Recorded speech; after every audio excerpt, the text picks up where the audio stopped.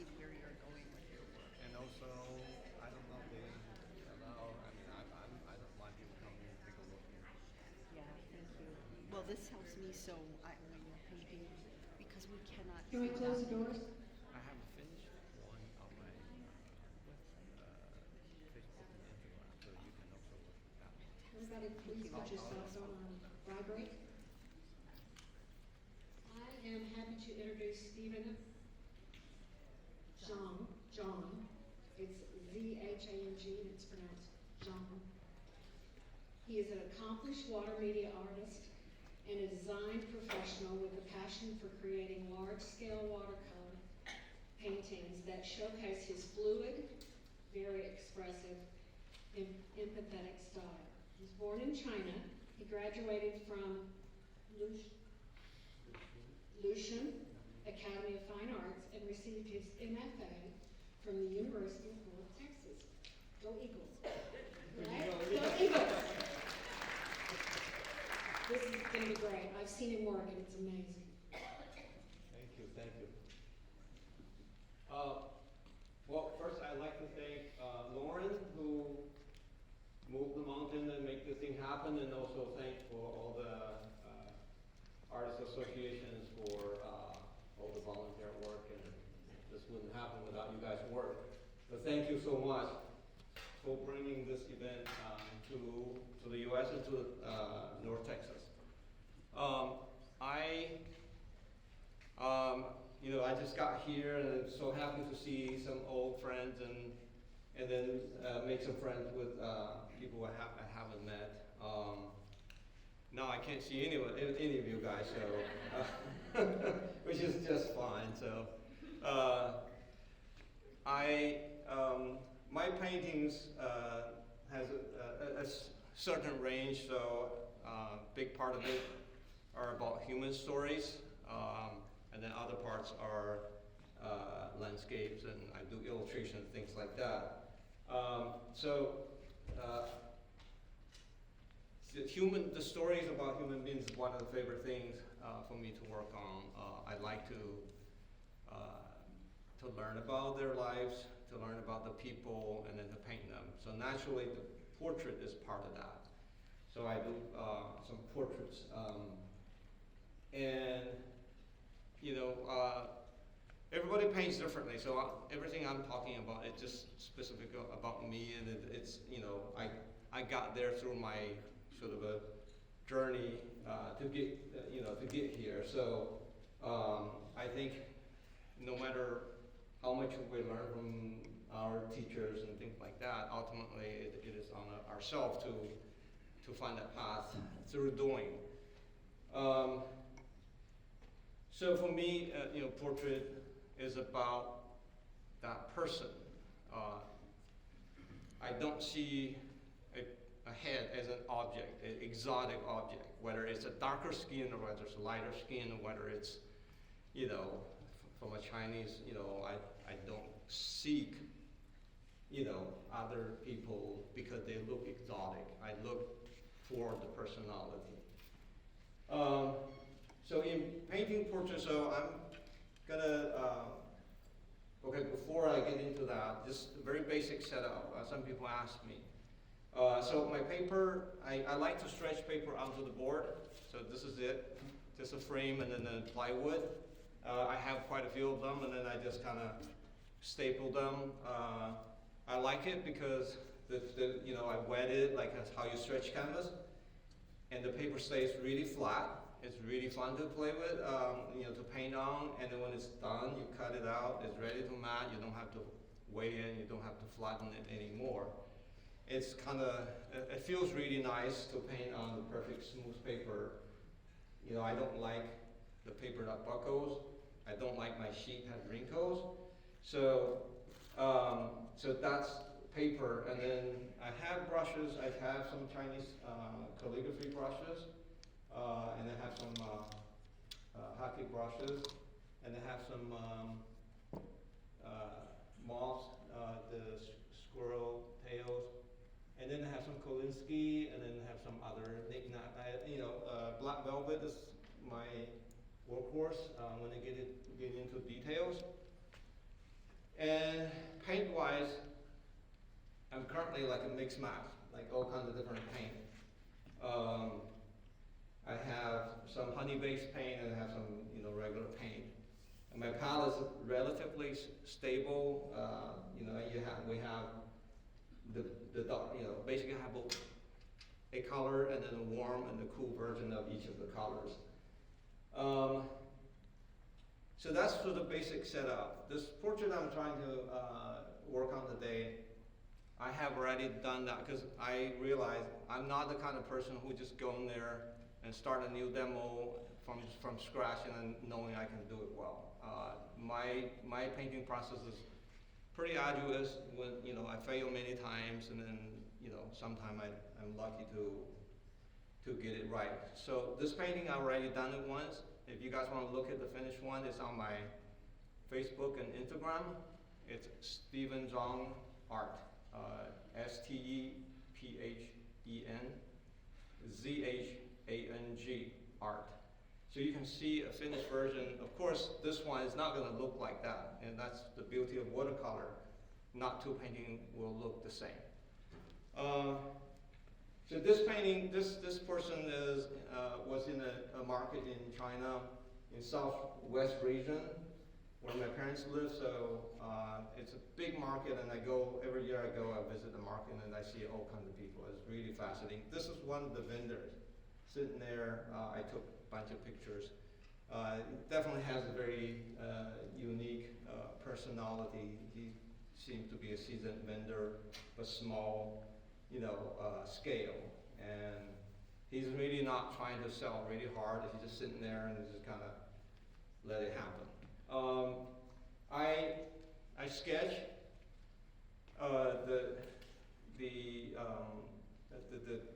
the image onto the paper ahead of time. I do pretty extensive study trying to look at the planes that form this three-dimensionality. In painting portraits, a lot of people think, try to capture the person, you need to do a great job on their eyes. But in reality, the eyes are only one component. It's really the muscle. Sometimes you don't see the eyes, and yet the personality still comes through it. Because if you look at Rembrandt's painting, which is my favorite artist, his eyes are always very soft and blurred because it's in the shadow. I feel like if I do it right with the surrounding muscles and everything, the personality will also come through. So the foundation for portrait to me is to understand the anatomy of the human figure, and then understanding how these parts, the bones and muscle, what we see are the exterior, the planes, but understand what's underneath. So we paint what we see, but we also need to paint what we know. Because sometimes, most of us right now paint from photograph. And the photograph, depending on the lighting, the angle and everything, could be deceiving. If you have a wide angle, it could be deceiving. So what we know should kick in at that point to compensate for some of the blurredness and, Okay, so to get started, I don't have a set process, but generally, I want to start because knowing that when you put a fresh paint on white paper, naturally it looks darker than normal. So putting the dark first is always risky, but you can do it. You can compensate. You can overshoot it. But in this one, I will start on the lighter tones, just to set some context, so that when we get the darker ones, it's it has a reference. It's not over. Okay, so I got some yellow ochre, burnt amber, burnt sienna. I have sepia. So some of these based on form the base, and some of the reds too of the skin.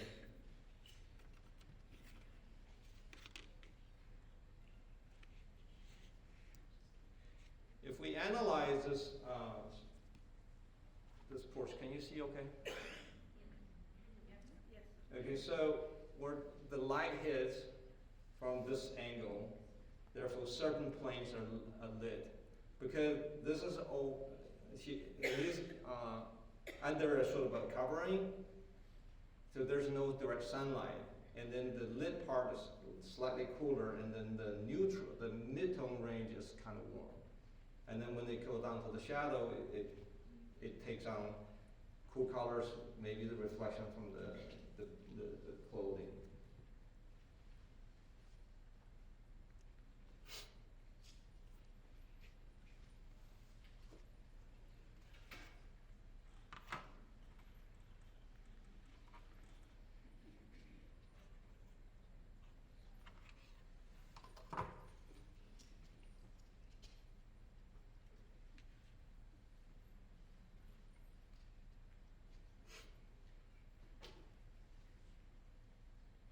So my painting process generally, I would say, takes 3 stages. The first stage, I would call it sort of quick wash. And it's not literally wash, because I paint wet on dry. But the water and the paint in this stage run into each other naturally. So, and this is the stage where I use intuition, how I feel about, I'm not sort of over analyzing, because there's really nothing, there's not, if you're doing scientific research, there's not enough evidence to analyze everything yet. So it's impression, intuition, and don't worry about whether it's perfectly right or not. If you feel, use your a sense to feel it. I mean, why do we do paint? Why do we do art? Why do we paint watercolor?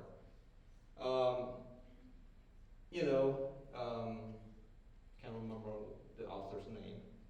She said, you don't mix writing and editing at the same time. When you write, you write. Stories should pour out, well, hopefully. And then when it's editing, the time of editing, you are ruthless. Stephen, what kind of brush are you using? This is a Chinese painting brush. If you are familiar with Chinese brush, they're generally brown color here. They're more stiff. They're made from hog. And then you have the white here, which is made from like sheep. They're softer. So this is a little. So this brush, I like it because it's versatile, especially in this stage. It can do round, it can do flat if I do this. So it can hold a lot of water. So it's a pretty nice tool to use.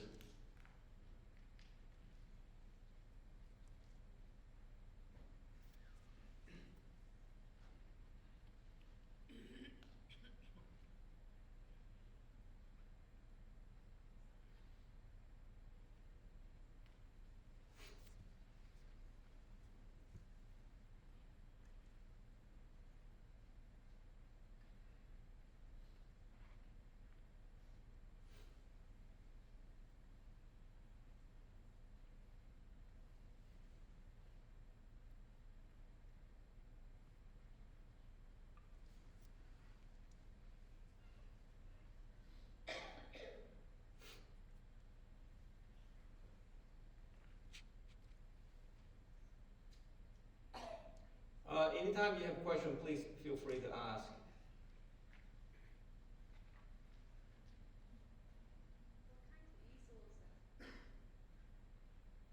It's just a desktop easel that my wife just got me, so first time using it.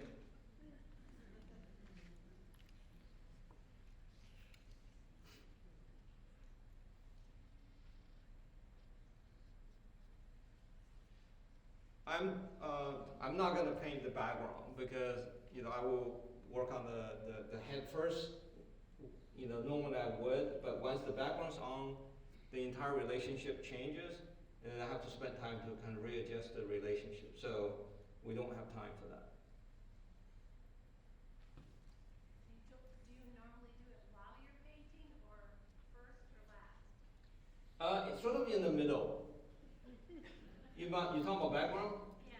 Yeah, it's in the middle. Like when the head is, you know, down to the gray, and then background, and then, you know, then kind of rearrange, you know, evaluate the relationship again.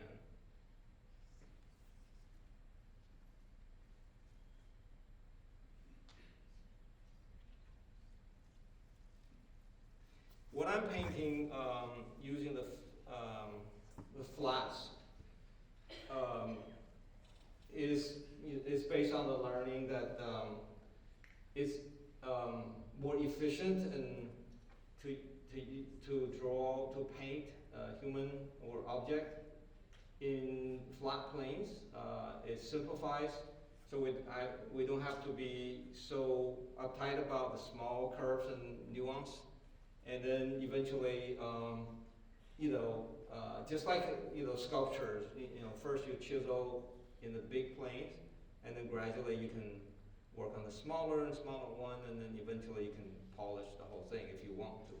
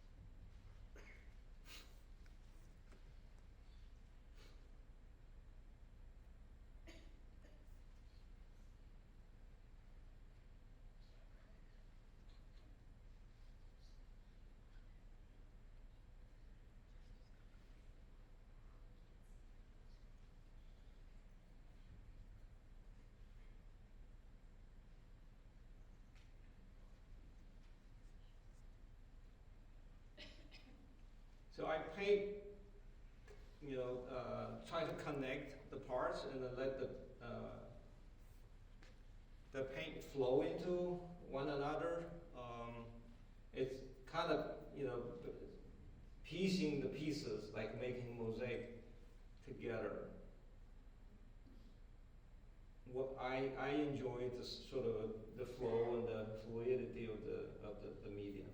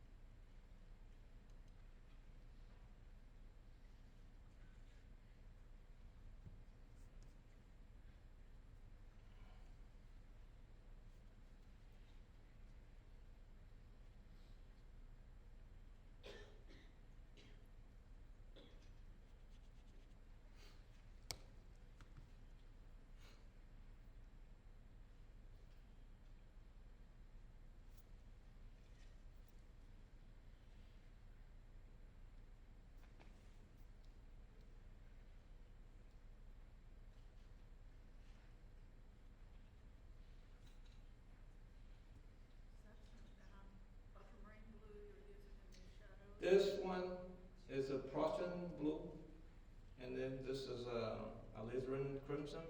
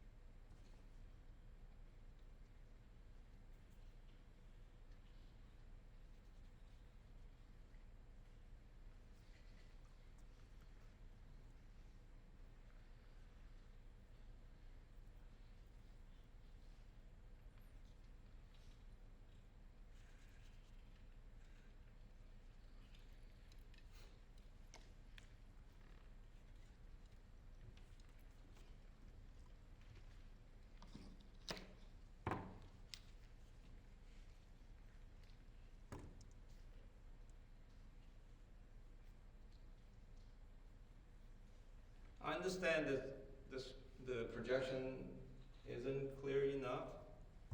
I don't know if it's allowed, but I don't mind if people come over and take a quick peek. So.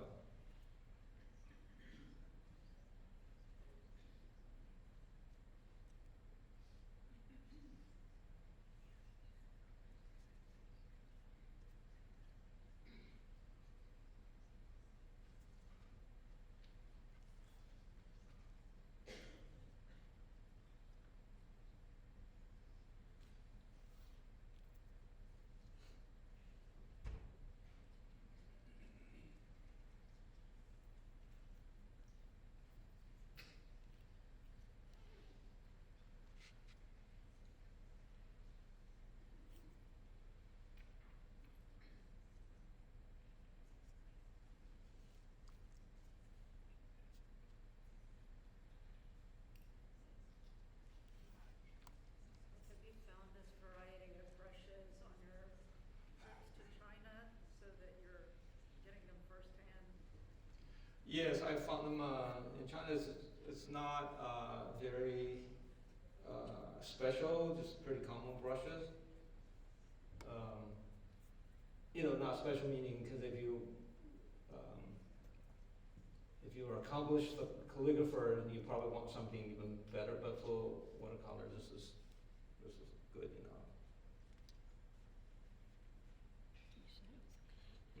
Yeah, absolutely.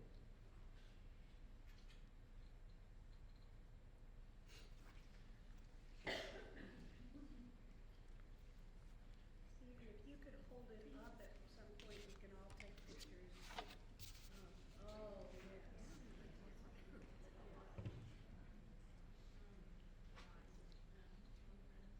Looks like an anatomy.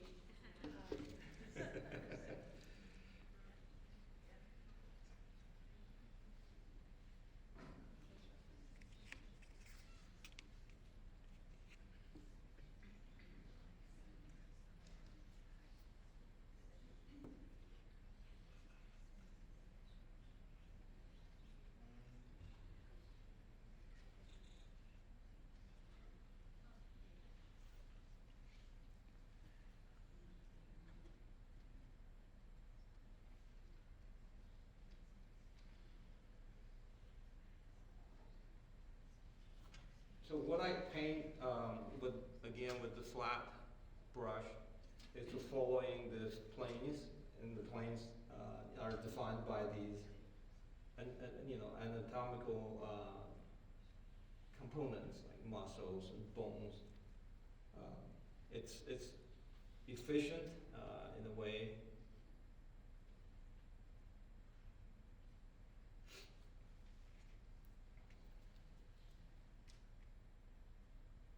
Did you stretch your watercolor paper on the canvas frame?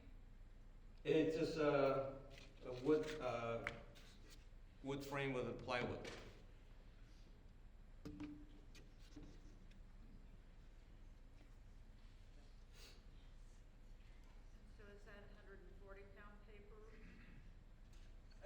Yes, well, this one is, Arches rough, 156 pounds, which is unique to the rough.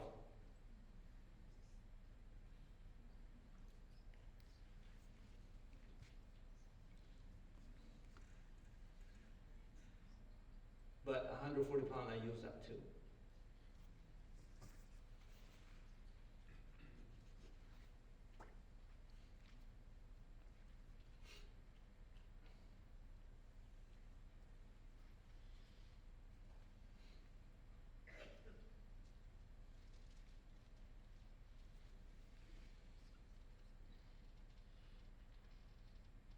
This is still in my first phase.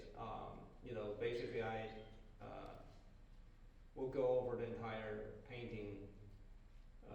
And then the next phase would be sort of building specific, so building the details, building the specific forms, and so that gets into more slower, more sort of analytical stage.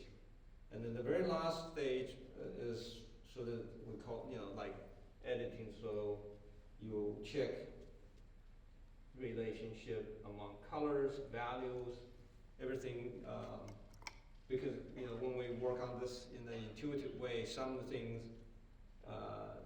naturally are not taken care of, and what's the brightest spot, what is the darkest, what is the warmest, what is the coolest, edges and everything. So many of the things were done during the first 2 stages, but you have other concerns as well. But the last stage really is like single out certain issues, like let me look at my blues, or let me look at my edges and hairlines and whatever.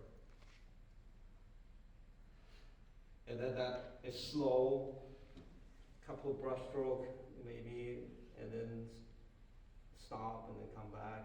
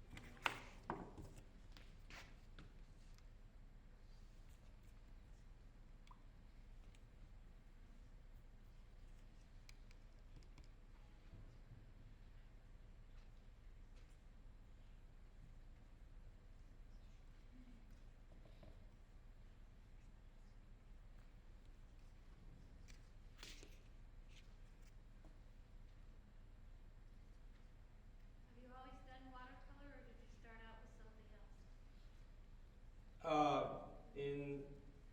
In China, we start off gouache. It's sort of a thicker watercolor. You can do dry, really like, you can do it like acrylic. I start off with my dad was a professor, and he painted. He doesn't paint anymore. He's 90-some years old, but he painted watercolor and oil painting, and then I picked up watercolor, and then mostly when we move here, when we have children and everything, oil painting is, you know, toxic and everything, so watercolors are naturally a better choice. And I also love, really fall in love with it because the accidents and spontaneities, and it's just more magical to me. Stephen, your brush strokes are probably the most unusual I've ever seen. The way you pause and think about it before you brush. If somebody wants to try to have that intuitiveness that you have, what do you recommend? Just practicing brush strokes, or? I would say, you know, if we single things out, right? So, you know, if you just say brushstroke itself, there's a design to it, you know, the angles and everything. And it's really like what looks good to you, and then, but it's to me, you're right, it's definitely something that is a deliberate exercise. But obviously, when we paint brushstroke, but we also are painting the object, we're painting the colors, we're painting, a lot of different things. So the brushstroke is like containing a lot of elements. But one of the things I've learned from my professor at UNT, Roberto, some of you guys probably have heard, is make it direct. We're painting it, we're not drafting. This also comes from Chinese art. Like, Chinese art has different style. There's like very, very careful one, and there's one called pouring ink.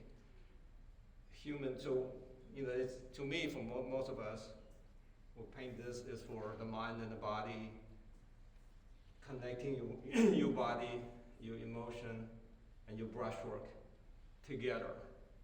That's what I like. But there's definitely other so schools and considerations, and they're equally great. So I can only say what I like. So to me, the first step, the wash, is the most fun because I'm like able to play. Without kind of considering the consequences too much. We'll deal with it later. Do you ever go back in and lift out? Oh yeah. More than I liked, but yes. Sometimes you had fun and then you come back like, oh, that was a lot of fun, but it's not good. But at least it was a good experience.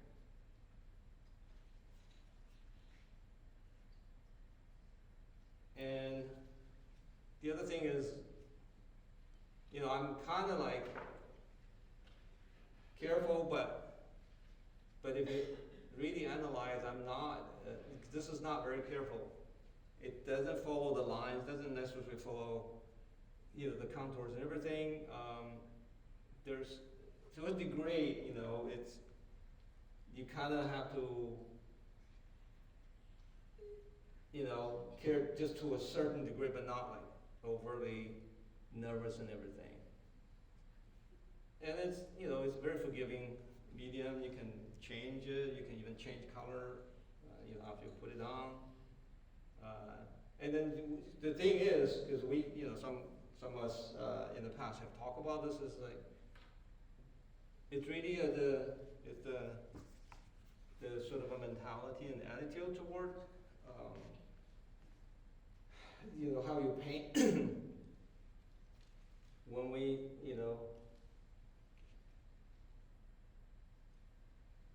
we're trying to control the painting, yes. It's watercolor is the most frustrating one because people keep, watercolor is hard. When you analyze why they say that, is because they try to get to a point, but the watercolor doesn't go with that direction. And, but if you change the mindset of trying to control, and you know, if you, Can you hold it up again? yeah.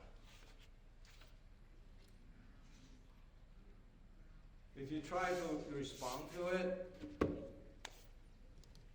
then you're fine, right? So if it's not doing right, then we'll follow what that leads me to wherever it goes. You know, I guess for all of us who have cats, you know, that's, you know, they own you.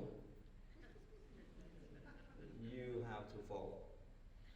Can you talk more about your wrapping your watercolor paper, how you protect it? Is it cold wax? Is it spray varnish? What do you do? No, I framed them. You talking about afterwards? Yes, because you've got it wrapped on a cradle or a frame. Oh yeah, yeah. No waxing, no nothing. I mean, this is just paper I'm painting on. You take it off before you frame it. Yeah, I'll trim it off when I frame it. So you take it back off? So when I finish it, I'll just trim it and then I frame it. Do you use a water-soluble graphite for your drawing? It's just graphite. I mean, it's like number 2 pencil I got laying around somewhere.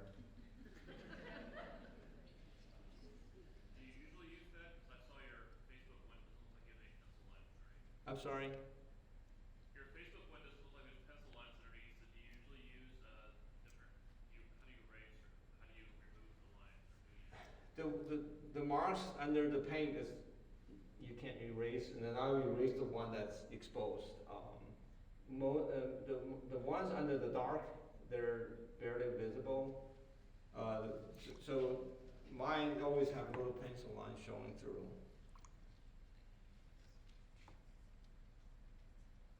Do you ever use masking fluid for any? Seldom, very, very rare. I like to just leave it. I know what I left isn't perfect, but I'm not crazy about the look of the masking fluid.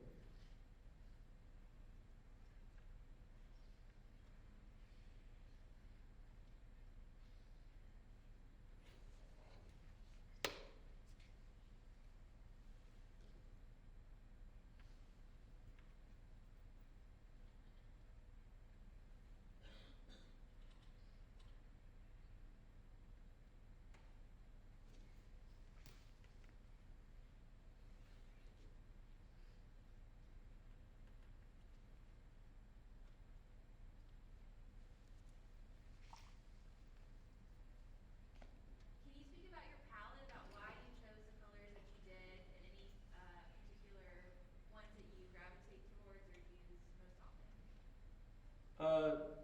Sure.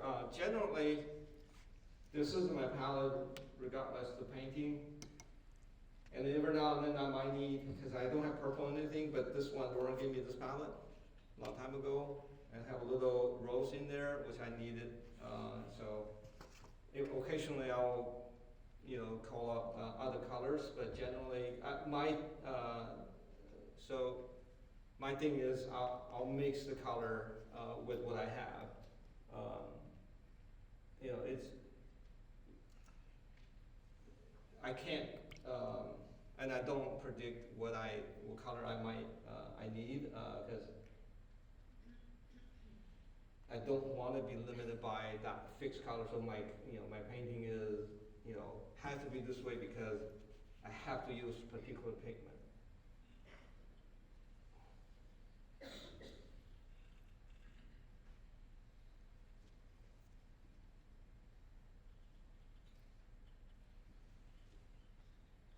So have you been painting any large pieces lately? Yeah, relatively large, not like super large lately. Did a large illustration lately.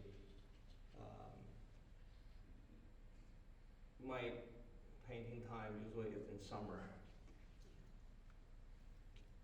Stephen, do you ever consider, teaching paint, watercolor at UNT? I work in the design department, and the watercolor is in the studio department, and they used to have watercolor started by Rob, and then later on by Millie, by his wife, and they canceled that. So I'm not, I only went back there a few years ago, so I'm not seasoned enough yet to open that can of worm. I've been talking to the dean about that. I think it's different.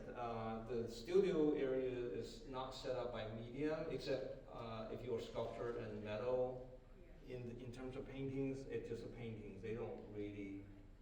But I don't know if you guys know, we set up a Roberto scholarship, and we have been giving that scholarship to people who work on water media. So it's still going on. Every year, some graduate students benefit from that. So we're happy. So that tradition is still going because the stipulation is the recipient has to work in the water medium. Is there a reason you're skipping the ear? Skipping what? The ear. The hair? Ear. Oh, I can't hear you.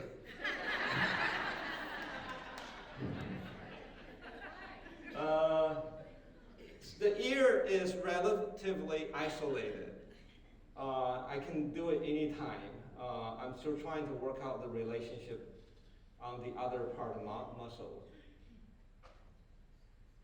So Steve, would you say the value of the stroke is more important than the color? Well, someone said the value is more important, is really the backbone of the painting, and I think there's a lot of truth to that.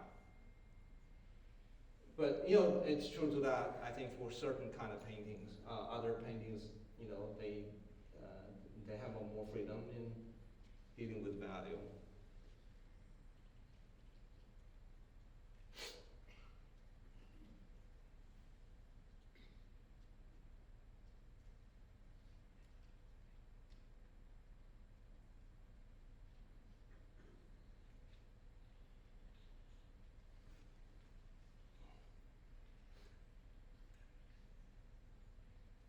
And this is a abbreviated version, of my painting process. So it's more direct because of time and everything. Other time I might just do this and then I'll stop and then come back later. But there's definitely a certain amount of simplification going on here.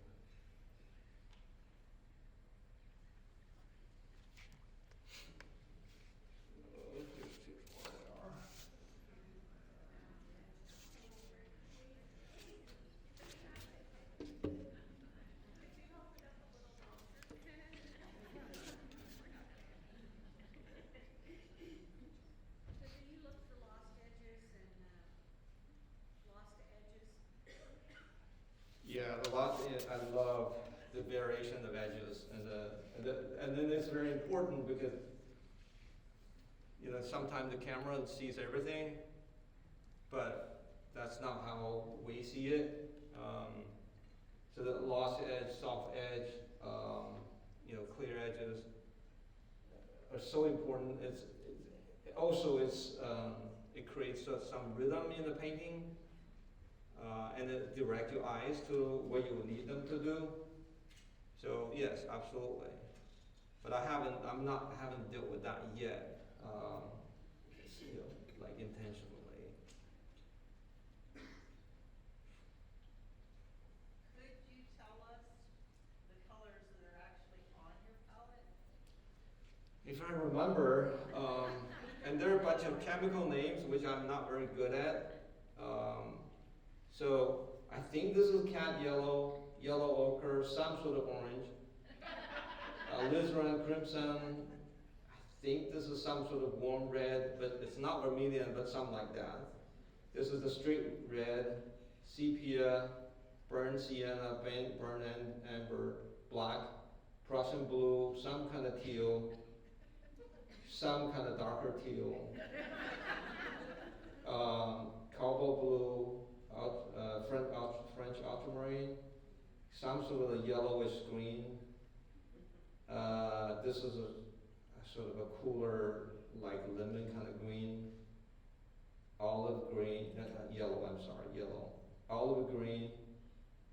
Then I don't know, I think this is like maybe sap green or something, and then this is a dark green. Thank you. You're welcome. I'm not an expert in the chemical and the paint, and I'm glad that there are people who are, and I learned a lot from them. I just like, if they work for me, then great. They mix well, great. And, I move on to my job, so. Do you always use the same colors? Pretty much, Pretty but, much, okay. yeah. I occasionally will, experiment, got a bunch of paint, given to me, by various, like a friend's mom passed away, I got in here a bunch of paint.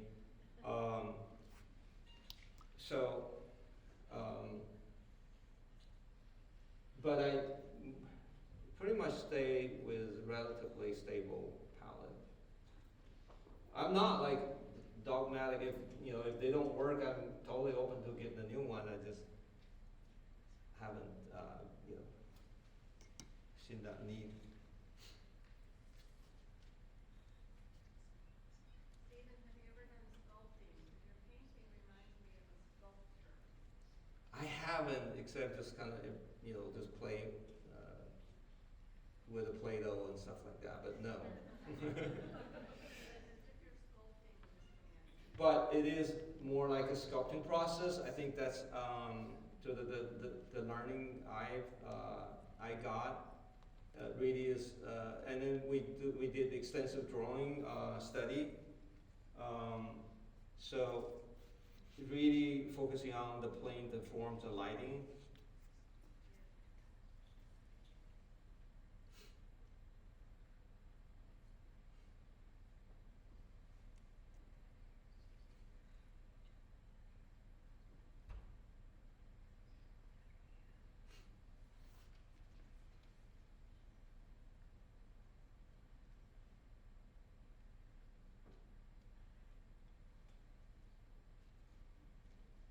There's a lot of things happening on a face, wrinkles and stuff like that,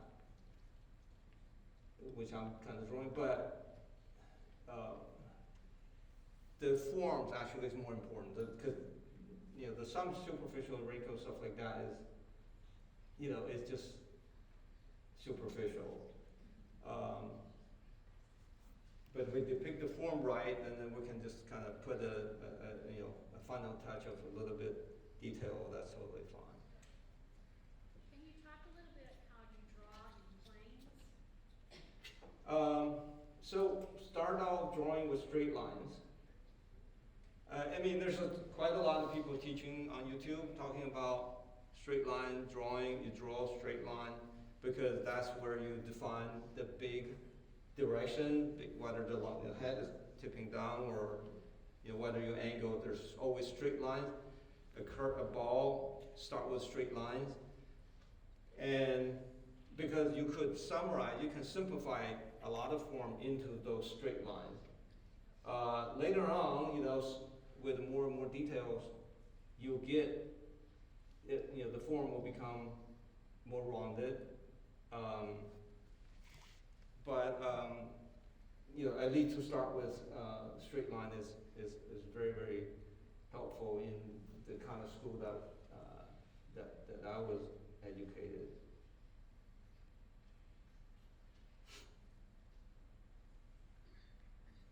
And then when you treat them like the form on the body as planes, and you paint it, because this is, if it was oil painter, that's all they do. They have a flat brush, and they paint it flat. So it's quite intuitive, because what you see and what you think about a form aligns how you paint.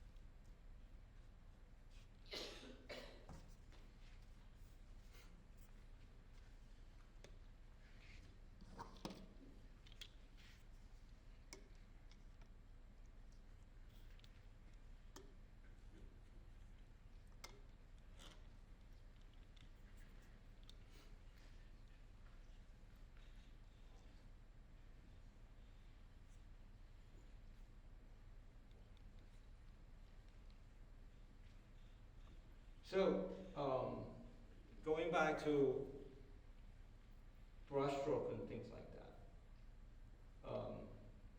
that, the way I see and when we paint this painting, we're also painting that person, but ultimately we're painting a painting. So, I mean, partly because me as a designer, I'm painting a design, a vision. So we have an autonomy to choose what to paint and what not.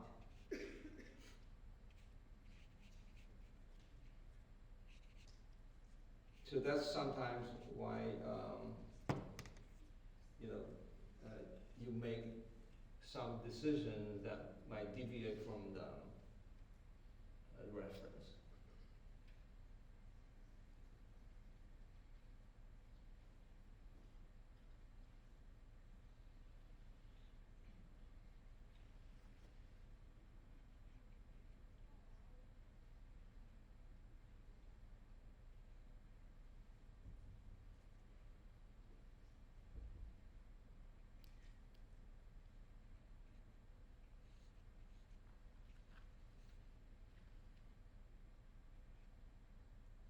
Can you tell us about the person you're painting?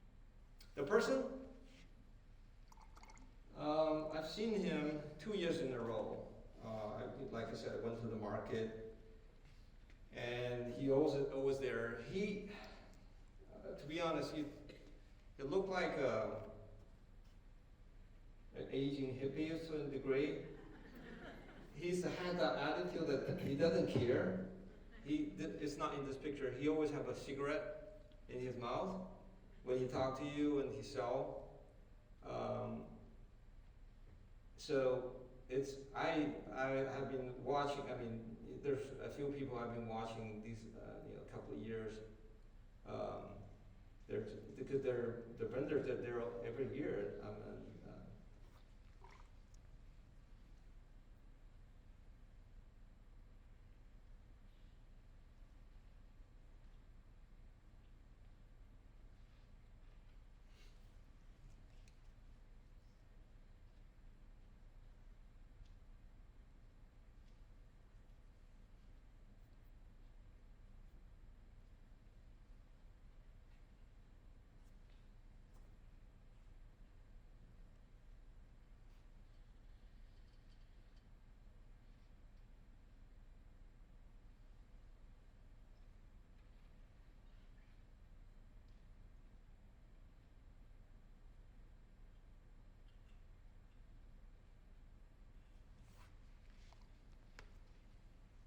Stephen, do you have to wet the paper and then work on it? Yes, I have. Just depending on the context and depending on the subject and the effect.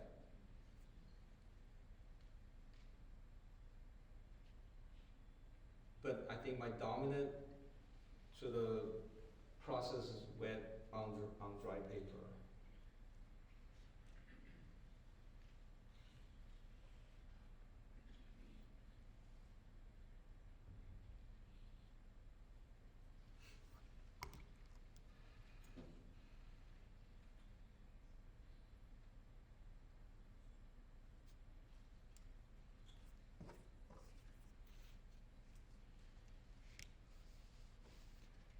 So I think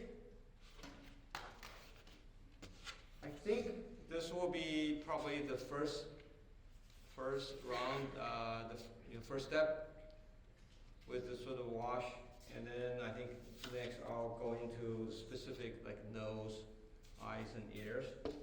The reason I'm not doing the ears, because like I said, the ears, when the face is kind of defined, the ear basically kind of can fit in.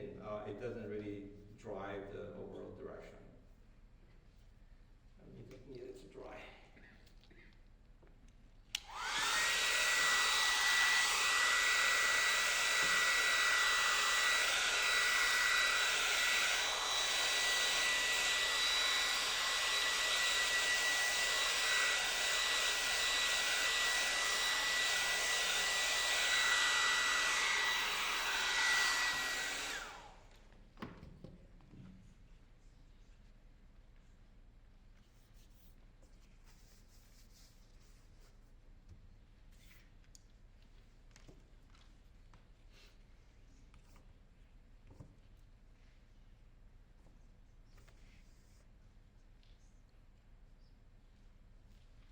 Is that your black velvet brush? I'm sorry. The brush you're using? This? Yes. This is the Chinese brush, the same brush. Okay.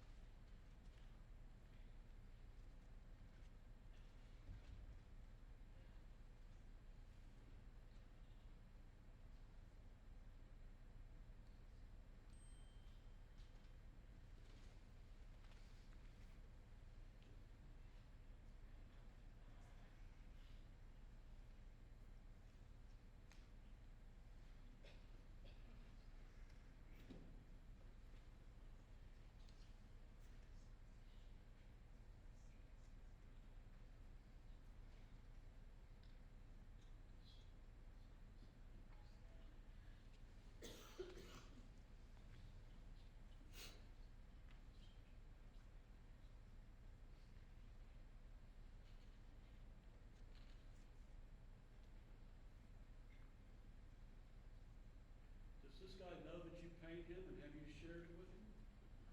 He doesn't. He didn't even know I took picture.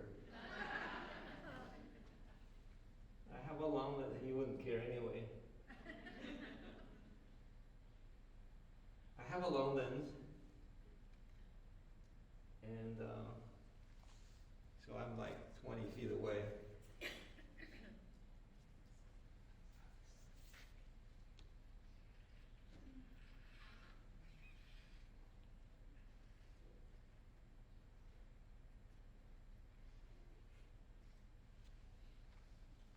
Stephen, have you painted your father? I bet he has an interesting face.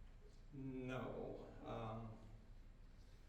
If the hardest was to paint your own family, did they see it and they like? So no, I haven't.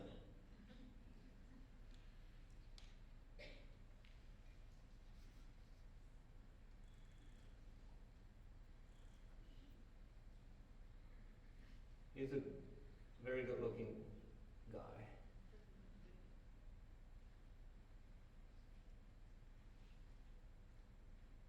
You like to take pictures of people in a crowd, don't you? I do, yeah.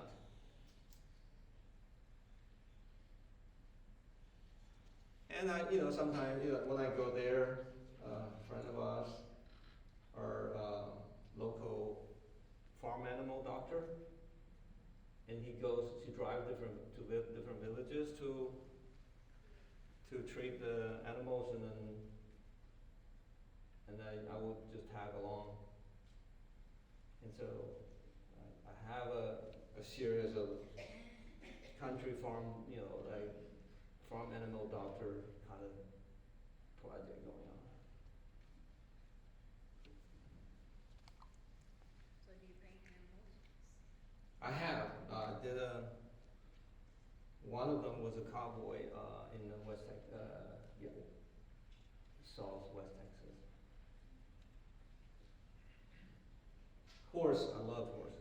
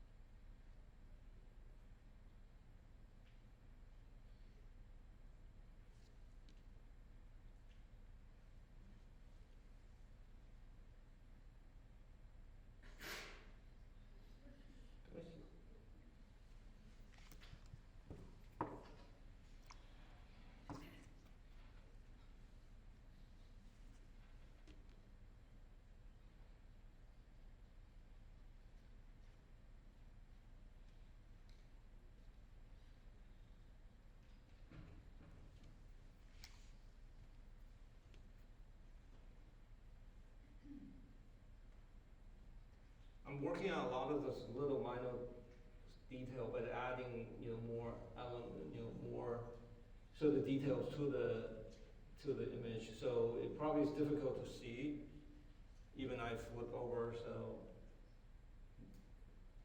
but that's sort of in the building phase where I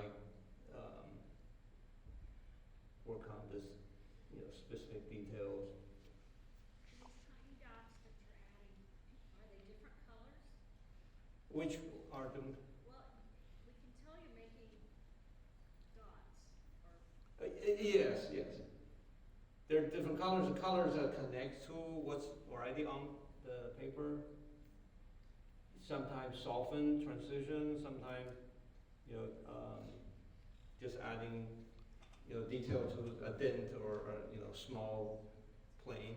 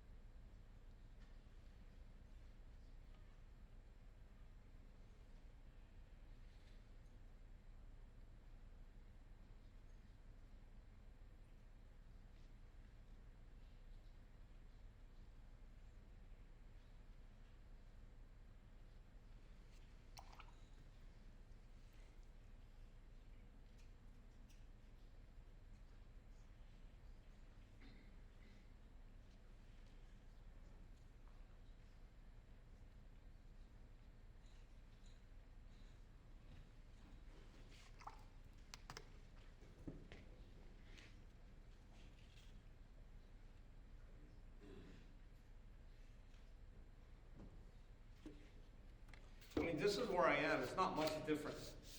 Except it has more little things. Yeah.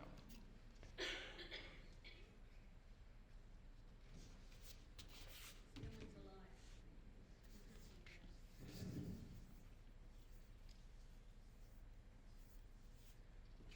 Okay. Can't avoid it anymore. We have to do the air.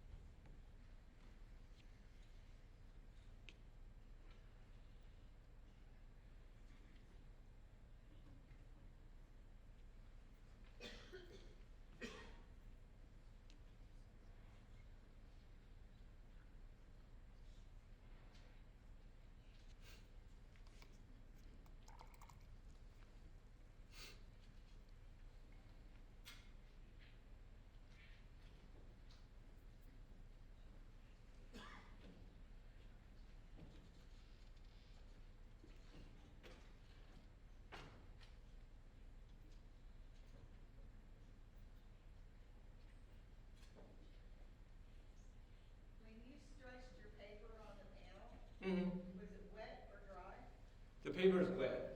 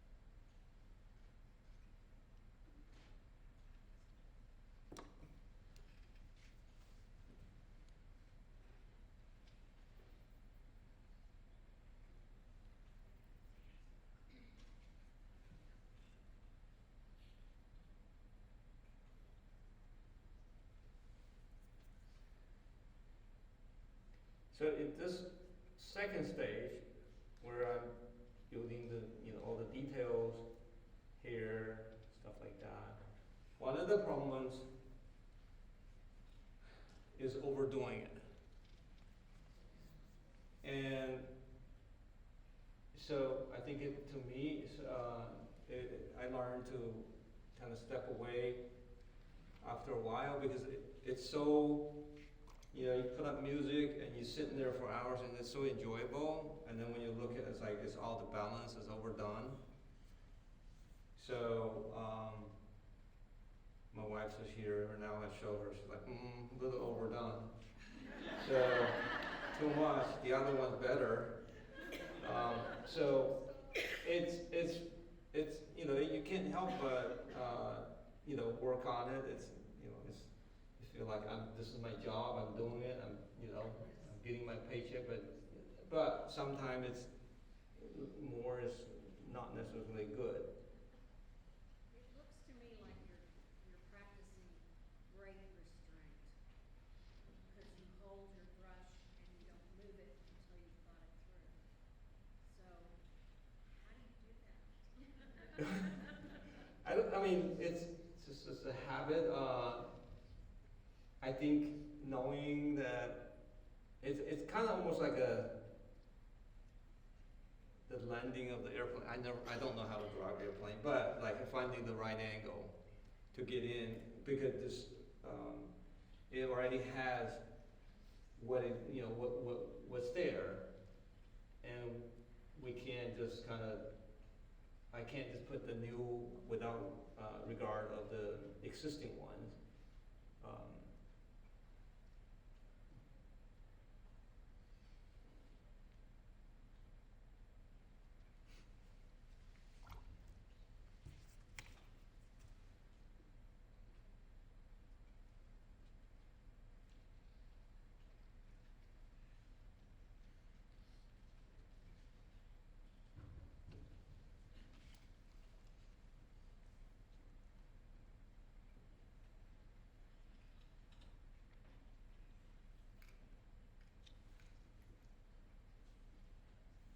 Also, I like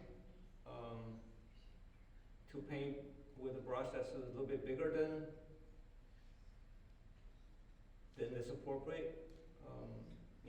Obviously this brush can do small tips, so that helps. So that also forced me to not to get too tight.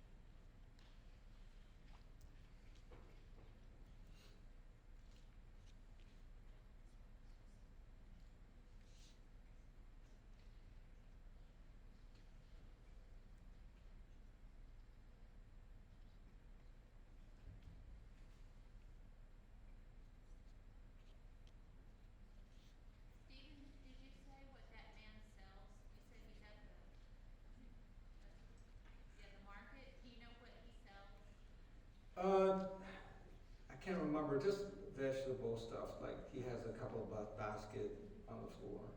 It's this kind of vendors, they typically, you can tell they grow themselves and it's a small quantity. It's not like large production.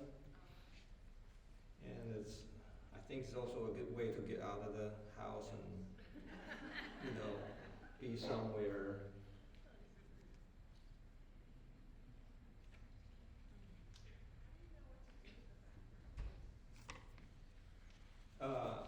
This background? This?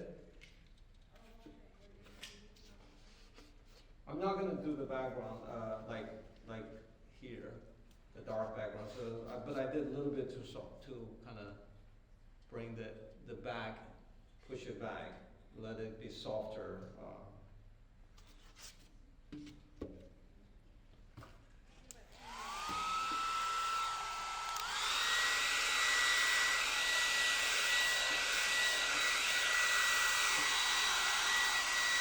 So, we're getting close. Just building process will take forever. But again, but then when you get to like, okay, I got everything done in the editing process or sort of a fine-tuning process. One of the things I would look for is the value change from here to here. Because right now they're even. It should be. So there should be sort of a gradual value change from here, from the highlight, the brightest the highlight compared to here. This is lighter. So, but in that case, I could do, I could take this very soft brush and I could just glaze it a little bit. But it's also, anytime you do something, it's also an opportunity to use watercolor, use the water and to be, so it's not anonymous. If I get, but this is something that you really want to decide whether you want to do it or not. But if you were going to do it,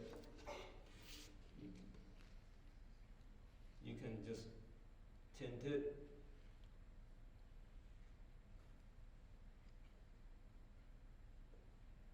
But it also creates its own flow, its own sort of water movement, and you can inject warm and cool colors.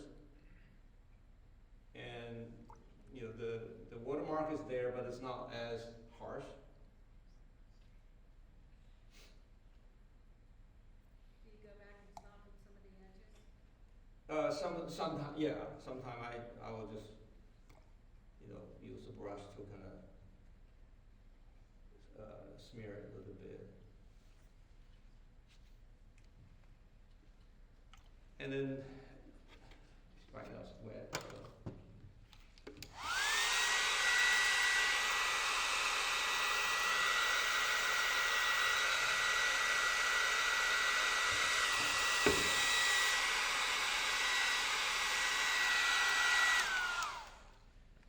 A lot of things to consider, like if you look at here, this neck is way too light, right? So that's another place where you can either go to build like with a small, or you can use the sort of this wash to tint it. So I darken this area so there's a bit more defined movement of the value. Obviously, anytime there's a value movement, there's a color movement too, like a warm and cool. So it goes cool, warmer too. I think this probably is about the time I could handle this painting during this time frame. Is there any question? Go.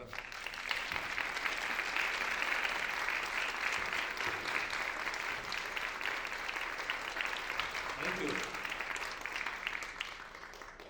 Let me put it on this easel so you can see.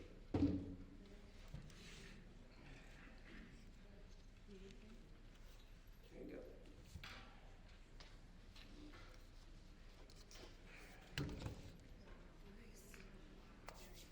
Thank you very much. Thank you for your time.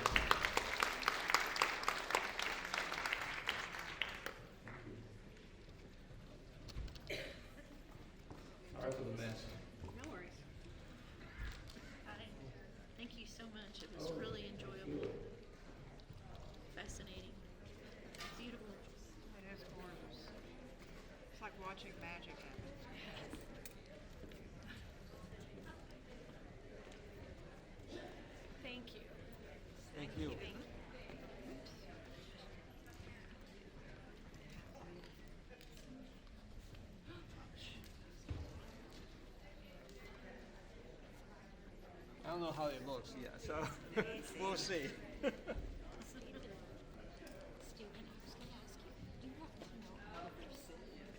I don't, but I follow. You took his workshop?